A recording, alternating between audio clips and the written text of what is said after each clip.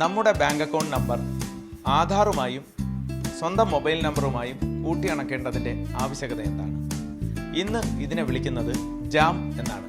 Jan Dhan account, Aadhaar, mobile, ഇത് മൂന്നും വളരെ കൃത്യമായി കൂട്ടിയിണക്കിയാൽ ഒട്ടനവധി നേട്ടങ്ങളാണ് നിങ്ങളെ കാത്തിരിക്കുന്നത്. ഒന്നൊന്നായി പറയാം.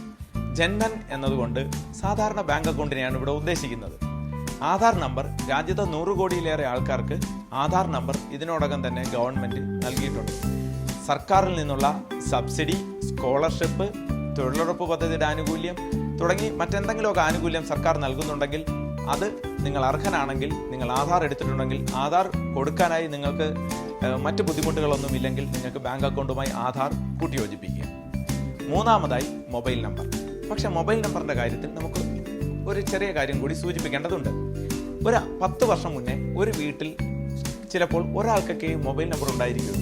ഒരു വീട്ടിലെ പല അംഗങ്ങൾക്കും ബാങ്ക് അക്കൗണ്ട് ഉണ്ടായിരിക്കുമ്പോൾ നമ്മൾ ഈ നമ്പർ തന്നെ പല അക്കൗണ്ടിൽ നമ്മൾ കൊടുത്തിട്ടുണ്ടാകും. പക്ഷേ ഇന്നിത് പോരാ. ഇന്ന് ഒരു വ്യക്തിക്ക് തന്നെ ഒന്നിലധികം മൊബൈൽ നമ്പറുള്ള കാലത്താണ് ജീവിക്കുന്നത്. ഒരു ബാങ്ക് അക്കൗണ്ടിനെ ഒരു വ്യക്തിയുടെ ബാങ്ക് അക്കൗണ്ട് ആണെങ്കിൽ ആ വ്യക്തിയുടെ മൊബൈൽ നമ്പറുമായി മാത്രമേ കൂട്ടിയിണക്കാവൂ. എന്താണ് കാരണം? പെട്ടെന്നുള്ള തൽക്ഷണ മെസ്സേജുകൾ. ചില അവസരങ്ങളിൽ മിസ്ഡ് കോൾ അടിച്ചാൽ ബാങ്കിൻ്റെ ബാലൻസ് അറിയാൻ പറ്റും. അപ്പോൾ ഒരു അക്കൗണ്ടിന് ഒരു ബാങ്കിൽ പല മൊബൈൽ നമ്പറുമായിട്ടൊക്കെ കണക്ട് ചെയ്താൽ, അല്ലെങ്കിൽ പല അക്കൗണ്ടിന് ഒരു മൊബൈൽ നമ്പറുമായിട്ടൊക്കെ കണക്ട് ചെയ്താൽ കൃത്യമായി പ്രവർത്തിക്കില്ല. അപ്പോൾ നമുക്ക് വേണ്ടത് നമ്മുടെ ബാങ്ക് അക്കൗണ്ട് നമ്പർ നമ്മുടെ മൊബൈൽ നമ്പറുമായി മാത്രമേ കൂട്ടിയിണക്കൂ എന്ന് ഉറപ്പുവരുത്തുക. അതുവഴി വളരെ സുരക്ഷയുള്ള ഒരുതരം ബാങ്കിംഗ് ആണ് നിങ്ങൾക്ക് ലഭിക്കുന്നത്. എന്താണ് സുരക്ഷ?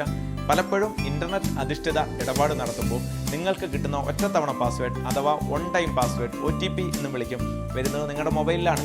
അപ്പോൾ നിങ്ങൾക്ക് തൽക്ഷണം തന്നെ അത് രേഖപ്പെടുത്തി ആ ഇടപാട് പൂർത്തിയാക്കി പുറത്ത് കടക്കണമെങ്കിൽ നിങ്ങളുടെ മൊബൈൽ നമ്പർ ബാങ്ക് അക്കൗണ്ടുമായി നിർബന്ധമായി കൂട്ടിയിണക്കിയിരിക്കണം. ഇത് മാത്രമല്ല, പല തരത്തിൽ ഇന്ന് വേറൊരാൾക്ക് പണം കൊടുക്കാം. 1, നിങ്ങൾക്ക് ആധാർ നമ്പർ വഴി പണം കൊടുക്കാം. 2, നിങ്ങൾക്ക് മൊബൈൽ നമ്പറിലേക്ക് പണം അയച്ചു കൊടുക്കാം. 3, നിങ്ങൾക്ക് വെർച്വൽ പേയ്മെന്റ് അഡ്രസ്. 4, പരമ്പരാഗതമായി നമ്മളെല്ലാം പണം അയക്കുന്നത് നമ്മുടെ അക്കൗണ്ട് നമ്പറും IFSC കോഡും പറഞ്ഞു കൊടുത്താൽ നമുക്ക് പണം അയക്കാം. ഈ 4 രീതിയിലും നിങ്ങളുടെ മൊബൈലിൽ നിന്ന് തന്നെ പണം അയച്ചു കൊടുക്കാം, ബാങ്കിൽ പോകാതെ. ഇത്തരത്തിൽ സാധിക്കണമെങ്കിൽ നിങ്ങളുടെ മൊബൈൽ നമ്പർ ബാങ്ക് അക്കൗണ്ടുമായി കൂട്ടിയിണക്കിയിരിക്കണം. ഇങ്ങനെ കൂട്ടിയിണക്കിയാൽ ഏതെങ്കിലും ഒരു UPI സേവനം, അത് അതാത് ബാങ്കിൻ്റെ UPI ആപ്പ് ആവാം, EHIM BHIM ആകാം, അതുമല്ലെങ്കിൽ *99# സേവനമാകാം. ഇതിൽ ഏതെങ്കിലും ഒരു സേവനം ഉപയോഗിച്ച് ഇൻ്റർനെറ്റ് ഉണ്ടെങ്കിലോ ഇൻ്റർനെറ്റ് ഇല്ലെങ്കിലോ ഒക്കെ മറ്റൊരാൾക്ക് പണം അയച്ചു കൊടുക്കാവുന്നേ ഉള്ളൂ. പക്ഷേ ഇതിൻ്റെ എല്ലാം ആധാരശിലയായി പ്രവർത്തിക്കുന്നത് നിങ്ങളുടെ ബാങ്ക് അക്കൗണ്ട് നിങ്ങളുടെ തന്നെ മൊബൈൽ നമ്പറുമായി കണക്ട് ചെയ്യണം. അപ്പോൾ എത്രയും പെട്ടെന്ന് നിങ്ങളുടെ ബാങ്കിനെ സമീപിക്കുക, അതുമല്ലെങ്കിൽ ബാങ്കിൻ്റെ വെബ്സൈറ്റിൽ ചെല്ലുക, അതുമല്ലെങ്കിൽ ബാങ്കിൻ്റെ ഏതെങ്കിലും ATM കൗണ്ടറിൽ ചെല്ലുക. നിങ്ങൾക്ക് തന്നെ ഇത്തരത്തിൽ നിങ്ങളുടെ ആധാർ നമ്പറും നിങ്ങളുടെ ബാങ്ക് അക്കൗണ്ട് നമ്പറും നിങ്ങളുടെ മൊബൈൽ നമ്പറുമായി കൂട്ടിയിണക്കാം. ഇത്തരത്തിൽ കൂട്ടിയിണക്കുന്നതോടുകൂടി ഒരു വളരെ സുഗമമായ പഴുതടച്ച ബാങ്കിംഗ് ആണ് നിങ്ങൾക്ക് ലഭ്യമാകുന്നത്.